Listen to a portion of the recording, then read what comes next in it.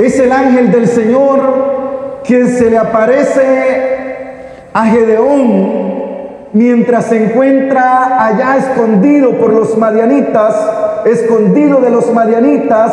Es el ángel del Señor el que se sienta sobre la encina cerca de aquel lugar donde se encuentra Gedeón escondido de los madianitas. Es el ángel del Señor el que detiene a Agar en medio del camino junto a la fuente para decirle que será madre, que tendrá un hijo y que le pondrá por nombre Ismael. Es el ángel del Señor quien abre las puertas de la cárcel para liberar a Pedro, que se encontraba en aquella cárcel que nos presenta el Nuevo Testamento. Es el ángel del Señor también el que detiene a Balaán y a su burra en el camino para advertirlo de que no tiene que ir y maldecir al pueblo de Israel. Es el ángel del Señor, es el ángel del Señor en ese momento que hace una pausa, y en la pausa que hace el ángel del Señor en la Biblia siempre aparece con el nombre de Elohim.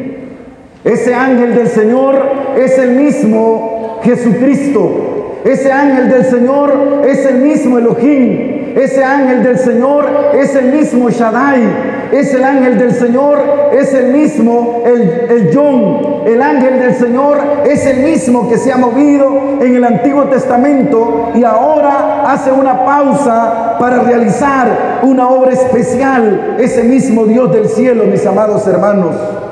4000 años han pasado desde que el ser humano se ha hundido en las profundidades del pecado. 4000 años han pasado desde que Adán y Eva han desobedecido y han comido del árbol que Dios les ha prohibido comer, dice la palabra de Dios. Y ahora, después de 4000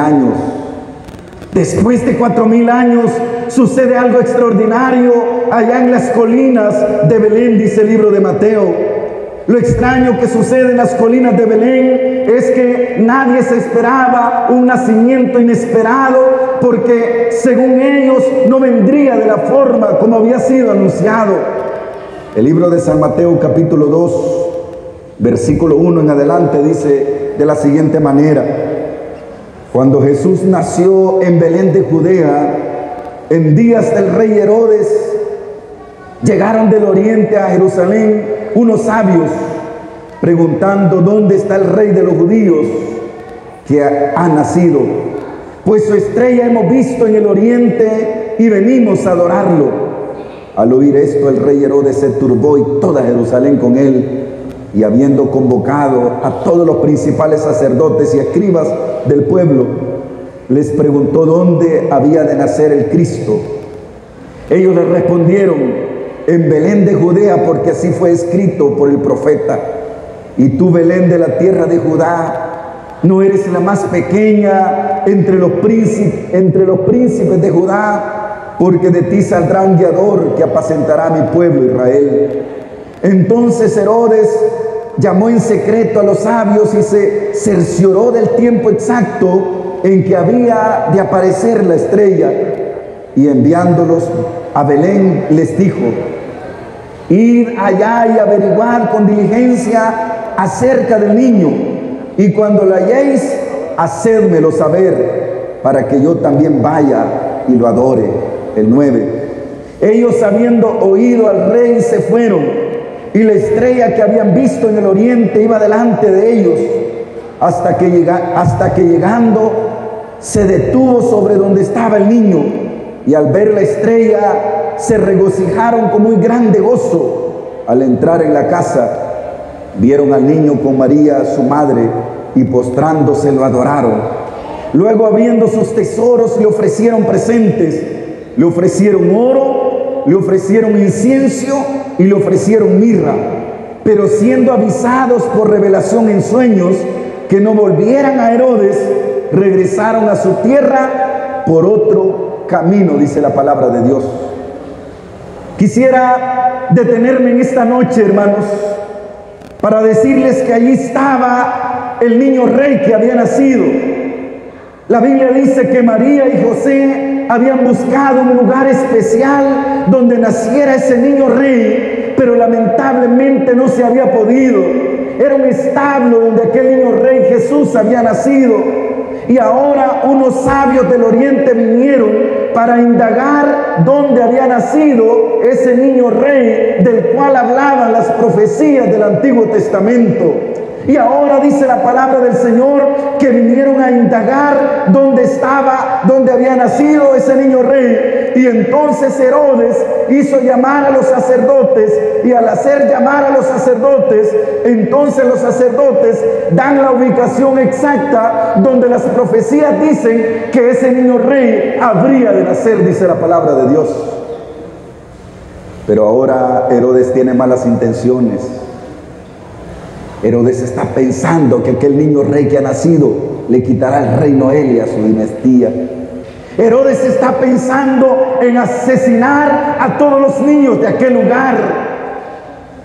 Herodes está pensando de que no vale la pena que aquel niño pueda vivir. Herodes está pensando que no vale la pena que aquel niño pueda crecer y desarrollarse hasta convertirse en rey de Israel, como han pensado y como creen la costumbre o la mentalidad de la época en aquel entonces, mis amados hermanos. Pero esta noche del nacimiento es diferente. El libro de Lucas capítulo 2 me dice esta noche que mientras unos pastores estaban pastando las ovejas en el campo, entonces dice que vieron una nube de ángeles que cantaban: gloria a Dios en las alturas y paz en la tierra a los hombres de buena voluntad, dice la palabra de Dios. Parecía ser una noche común, parecía ser una noche normal, pero esa noche estaba lejos de ser una noche común y corriente. Esa noche era una noche diferente. El Rey del cielo, el Dios del universo, se había encarnado, había venido a la tierra, había condescendido con los hombres para que el ser humano pudiera tener vida eterna y vida eterna en abundancia. Y ese niño rey que estaba naciendo sería capaz de llegar hasta la cruz, mis amados hermanos. Pero la historia me presenta dos detalles importantes esta noche. El primer detalle que me presenta la historia esta noche es que los sacerdotes dan la ubicación exacta donde habría de nacer el niño, y lo que presentan los sacerdotes es que los sacerdotes están confirmando un hecho histórico real que tuvo que suceder en un lugar llamado Belén, dice la palabra de Dios. Y el segundo hecho que nos enseña esta historia, hermanos, es que este hecho está situando el nacimiento del Mesías. Está situando el nacimiento del Mesías, lo está situando en una fecha de un rey llamado Herodes, dice la palabra de Dios. Herodes es un rey que todavía cuando Jesús nace está vivo, porque Herodes aparece hablando con aquellos sabios que han llegado de Oriente. Herodes aparece en el diálogo con ellos. Esto indica de que Herodes es un ser real en la historia, y Herodes muere aproximadamente un tiempo después del año 4 o el año 5, después de un eclipse lunar. Dice la historia que después de un eclipse lunar, entonces Herodes muere, dice la Biblia. Entonces la historia sitúa el nacimiento de Cristo aproximadamente por el año 4 o el año 5 antes de la era cristiana, hermano. Allí está Jesús naciendo por el año 4 o el año 5 de la era cristiana. Y el otro hecho que sobresale en esta historia es que la Biblia me dice esta noche que Jesús tuvo que haber nacido a finales de marzo y a inicio de abril, dice la palabra de Dios, por el hecho que aparece rodear a la historia, y el hecho que aparece que los pastores están pastando sus ovejas en el verano todavía. Así que, mis amados hermanos, el nacimiento de Cristo con toda seguridad pudo haber ocurrido a finales de marzo y a inicios de abril y no en diciembre, como algunos aseguran. Ahora, vale la pena, mis amados hermanos, vale la pena notar la historia de estos sabios. Estos sabios vienen de Oriente. No sabemos exactamente el lugar de donde vienen. Algunos han asegurado de que los sabios vienen de un lugar llamado Persia, de aquel entonces, hoy llamado Irán. Algunos han asegurado de que estos sabios vienen de un lugar llamado Babilonia. Lo cierto, hermanos, es que la historia no nos dice cuántos sabios eran los que venían, ¿no es cierto? La Biblia no nos dice cuántos eran los sabios que venían. La Biblia presenta y dice que venían unos sabios del oriente y que estos llegaron donde Herodes queriendo preguntar o preguntando dónde había nacido el niño Jesús, dice la palabra de Dios. Allí por el siglo III, hermanos, la historia o la tradición acuñaba el término de que los sabios eran 3. Aunque la tradición más antigua de orientales dice que los magos o los sabios que habían venido de Oriente eran 12. Pero ahí por el siglo III después de Cristo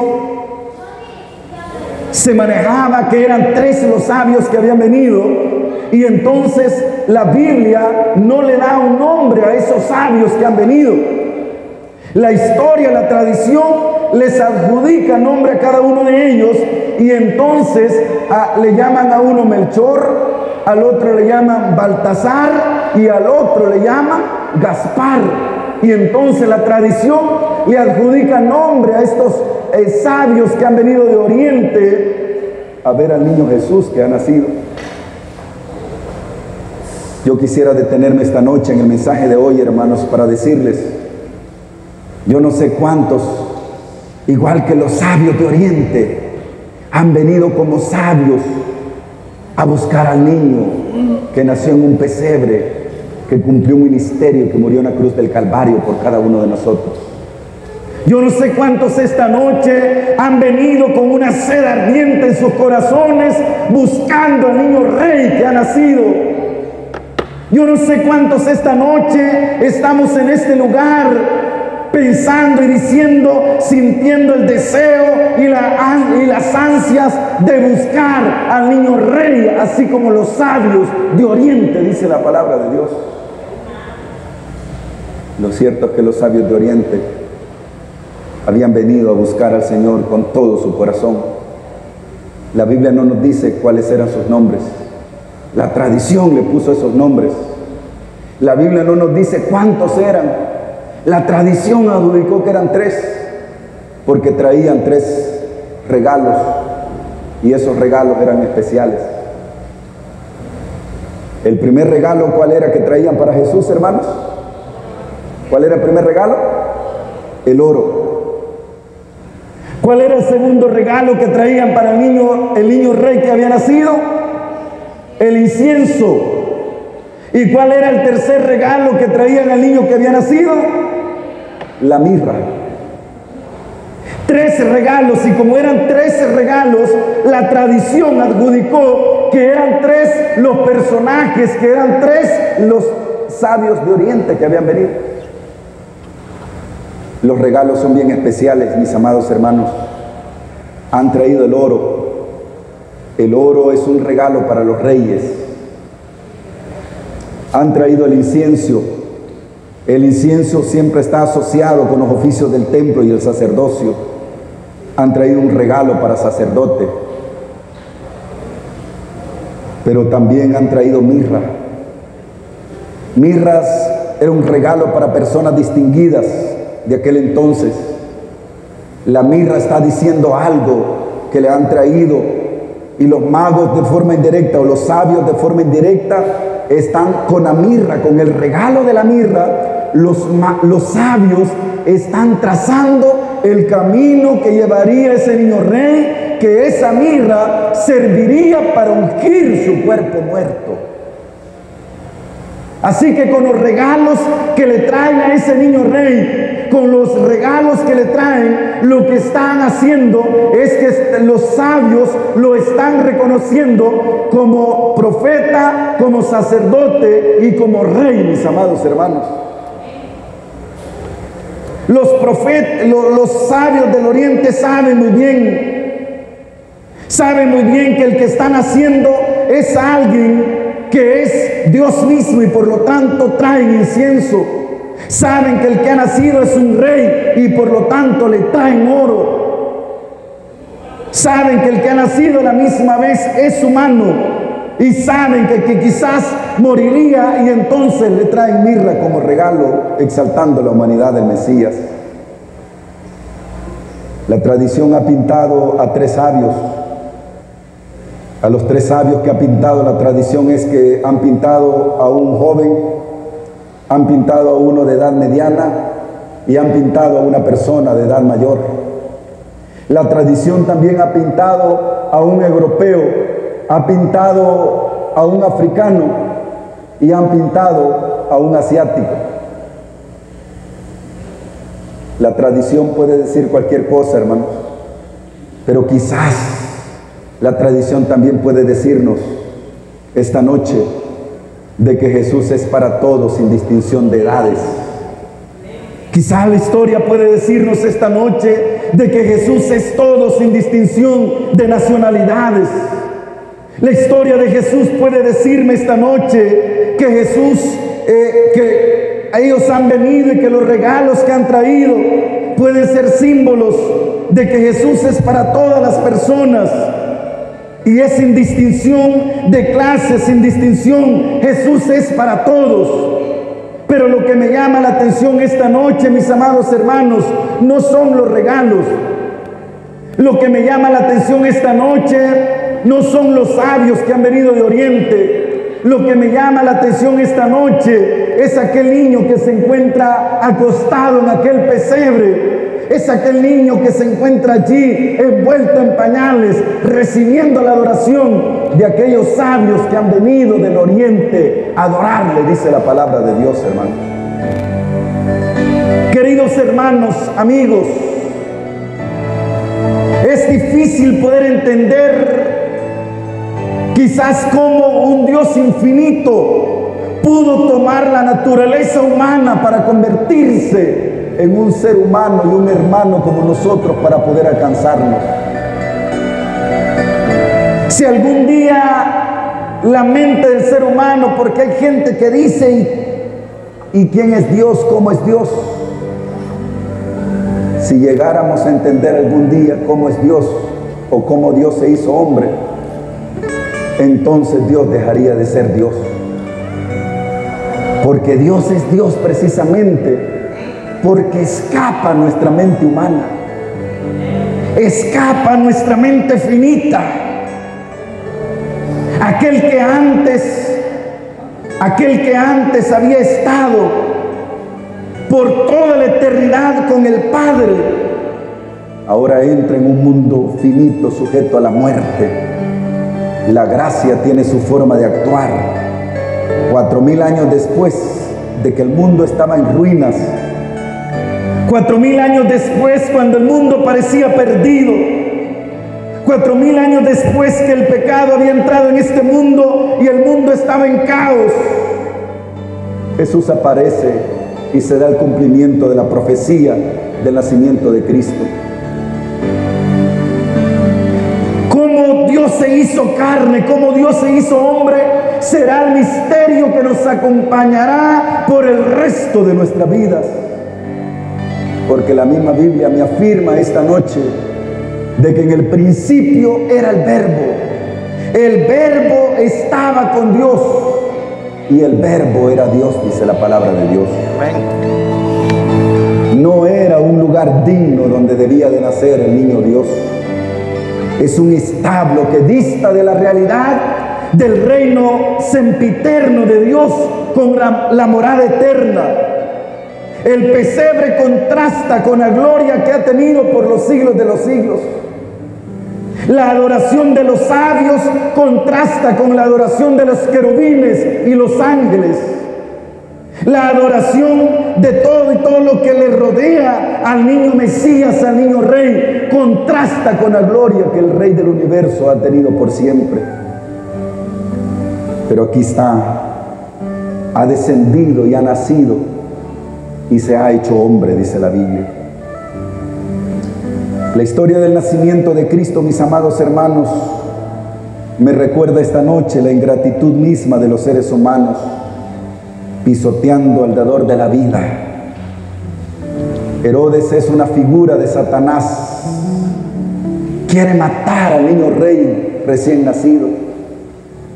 Y entonces José y María tienen que huir de Belén, dice la Biblia, a un lugar distante. Herodes es un símbolo de Satanás. Herodes me muestra en miniatura lo que es el gran conflicto entre las fuerzas del bien y del mal.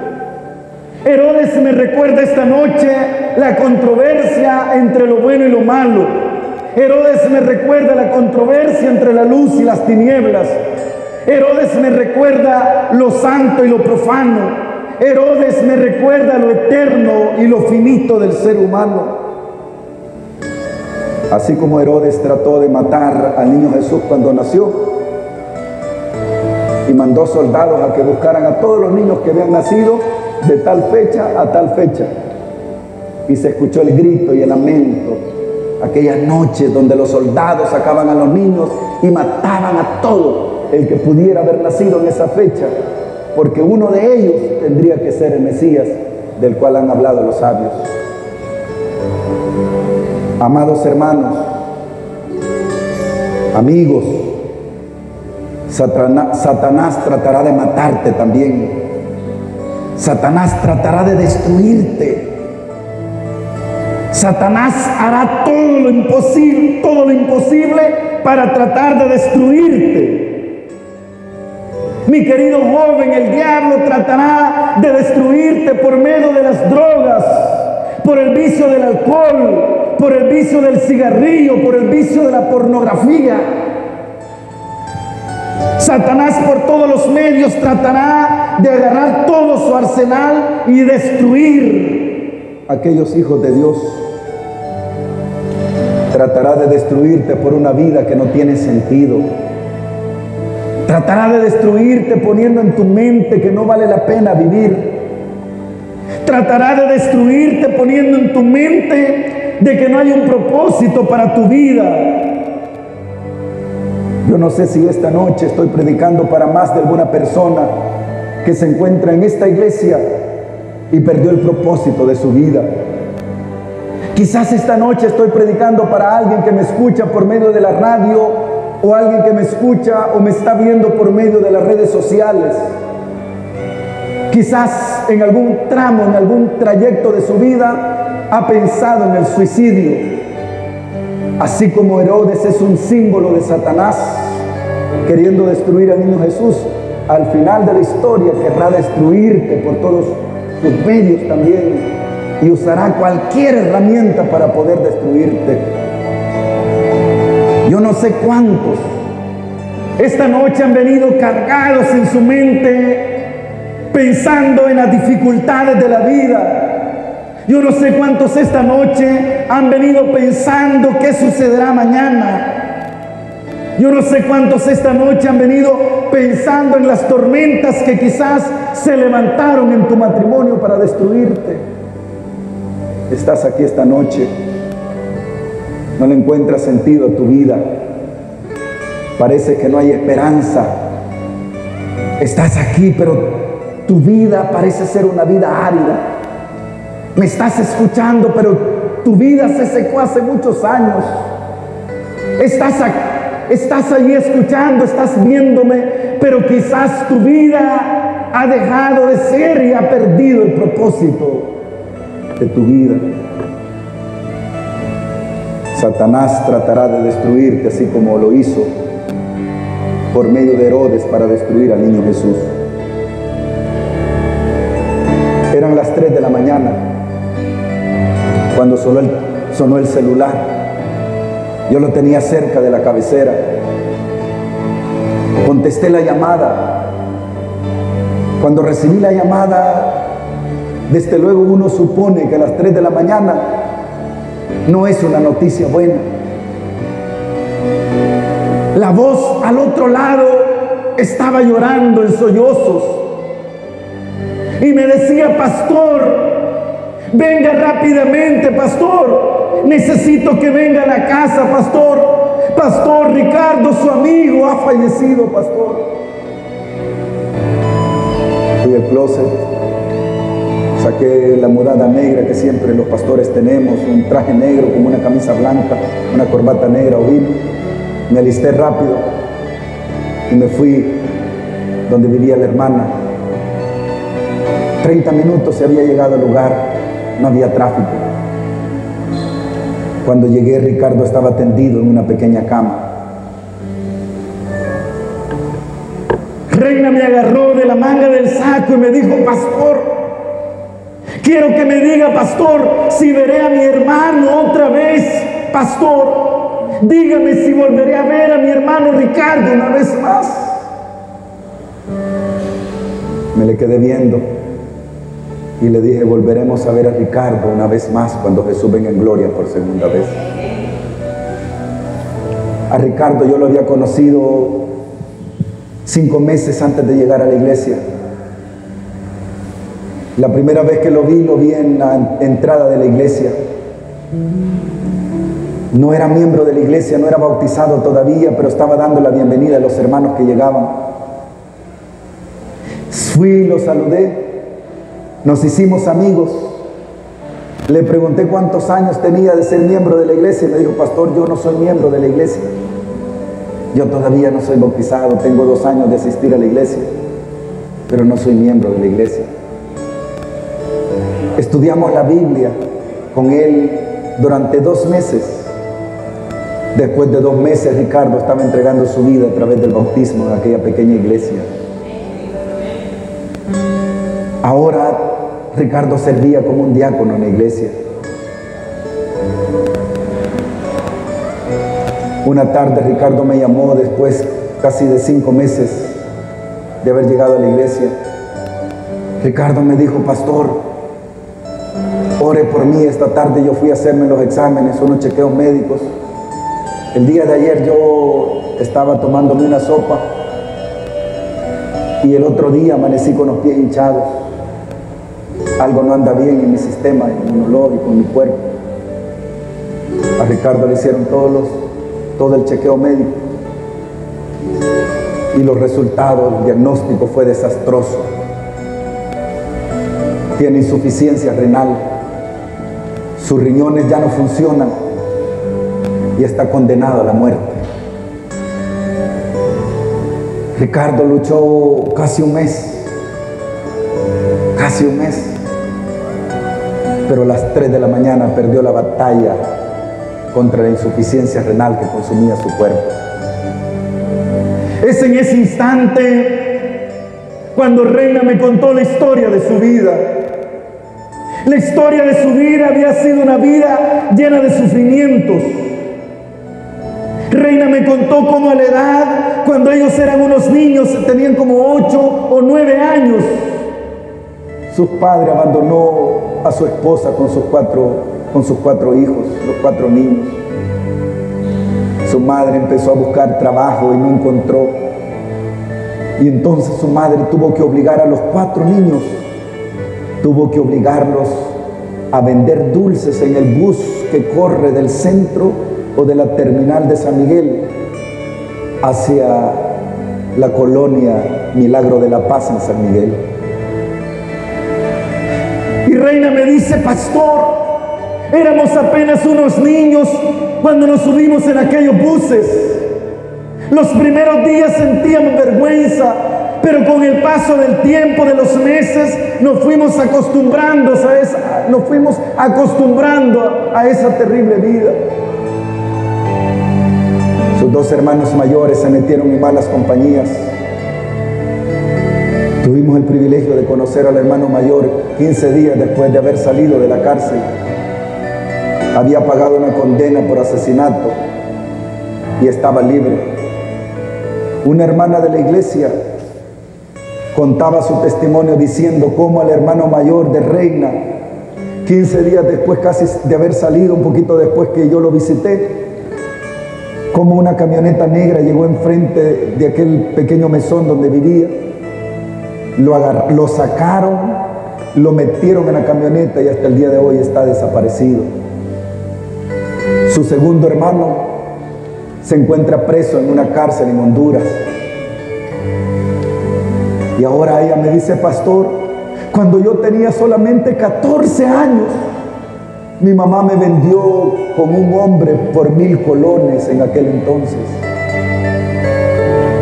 Me vendió por 1,000 colones con un hombre mayor para que fuera su esposa, para que fuera su mujer. Pasaron 6 años. Después de 6 años, cuando ya Reina tenía 20 años, su marido le dijo: mira, yo voy a salir, voy a viajar y voy a ir a buscar el sueño americano, pero quiero que me prometas que me vas a ser fiel hasta el último día de mi vida, porque voy a volver a El Salvador otra vez. Cuando él se fue, pastor, el niño tenía casi 5 meses de nacido. Mi esposo se fue 10 años. Cuando él volvió yo tenía 30 años. Habían pasado 10 largos años. El niño tenía ya 10 años. Cuando su esposo vino, su esposo empezó a darle estudio bíblico. Venía un hombre diferente y le dijo: mira, vamos a estudiar la Biblia. No te voy a hablar de mi iglesia, sino vamos a estudiar la Biblia. Empezaron a estudiar la Biblia. Después de un año, Reina estaba siendo bautizada en la iglesia adventista del séptimo día. Su esposo había conocido a Jesús en una iglesia adventista en California. Unos hermanos lo invitaron, lo llevaron a la iglesia, le hablaron acerca de Dios, lo trajeron a la iglesia y ahora había venido como un hombre diferente, había venido un hombre transformado por Dios. Reina lo había esperado fielmente por 10 años. Y ahora Reina me dice: pastor, toda nuestra vida ha sido una vida de sufrimiento. Y ahora mi hermano menor, el mejor de mis hermanos, está muerto, pastor, acá. Yo le dije a Reina de que aunque el enemigo le haya puesto un candado a aquella tumba, y el candado haya sido que la tumba se cerró, la tumba volverá a abrirse cuando Cristo venga en gloria por segunda vez. El diablo anda buscando a sus hijos, anda buscando al ser humano para destruirlo. Pero cuando yo contemplo las escenas del pesebre, cuando contemplo la encarnación de Cristo, cuando contemplo su venida, cuando contemplo la escena de cómo el Señor se hizo hombre para rescatar al ser humano, la esperanza cobra vida, porque Jesús es todo para mí cuando todo parece perdido en la vida. Estoy predicando para alguien que cree que todo parece perdido en su vida por una enfermedad terrible que le consume. Estaré predicando esta noche para alguien que siente que su vida se desvanece con el paso del tiempo, con el paso de sus años. Estoy predicando esta noche para una madre que está viviendo una vida solitaria en su casa. Quizás estoy predicando para más de alguna persona esta noche que está pasando momentos difíciles allí donde se encuentra. Quizás me está escuchando, me está viendo alguien que está pasando por una situación complicada. Yo quisiera orar esta noche. No me gustaría irme de este lugar sin antes tener una oración especial y cerrar el culto de esta noche haciendo una oración especial por usted. ¿Hay alguien esta noche que se pone de pie para que su servidor ore por usted, hermanos, que esté pasando por alguna situación difícil? Dios le bendiga, hermanos. ¿Hay alguien más aparte de nuestras hermanas? Yo quisiera orar por usted esta noche. No me gustaría que se fuera de este lugar sin que oráramos por usted. Quizás hay alguien que nos está viendo. Me gustaría que deje su comentario ahí: pastor, ore por mí. Puede poner su pedido de oración, y si no quiere hacerlo, solo ponga: pastor, ore por mí. Yo voy a estar chequeando los comentarios para poder orar por usted, para poder ponerlo en las manos de Dios. Vamos a orar esta noche. Padre nuestro que estás en los cielos, aquí estamos esta noche, Señor. Esta noche quizás hay personas en este lugar que miran que todo está perdido en sus vidas y parece que no hay esperanza, Señor. Padre Celestial, quizás alguien nos mira por las redes sociales, está viendo el mensaje de esta noche y quizás ahí en su casa y donde está sufriendo una enfermedad, está sufriendo un problema, hay una dificultad terrible, Señor, que no puede superar fácilmente. Esta noche, Señor, hemos venido a contemplar tu encarnación. Hemos venido, Señor, a contemplar tu venida. Hemos venido a contemplar los regalos al pie del pesebre. Esta noche venimos, Señor, a contemplar la venida de los sabios. La Biblia le llama sabios porque vinieron a buscarte, Señor. Todo aquel que te busca es sabio, Señor. Señor del cielo, quizás hay alguien que mira todo perdido, Señor, en medio de aquella enfermedad, en medio de aquel problema. Quizás esta noche hay alguien que mira perdido, Señor, cuando se da cuenta que sus hijos se fueron de su hogar. Quizás hay alguien, Señor, que mira todas las cosas perdidas y parece que no hay esperanza en sus vidas cuando ha descendido a las profundidades de los vicios, cuando ha descendido a las profundidades del pecado, Señor. Esta noche ponemos nuestras vidas en tus manos para que tú tengas misericordia de nosotros. Que vayamos a nuestras casas con esperanza de que tu primera venida, Señor, de que tu encarnación es una garantía de que si ponemos nuestra vida en tus manos, estaremos contigo por toda la eternidad. Despídenos en paz esta noche, pero no de tu presencia, Señor. En el nombre de Jesús oramos. Amén y amén. Dios le bendiga. Buenas noches para todos.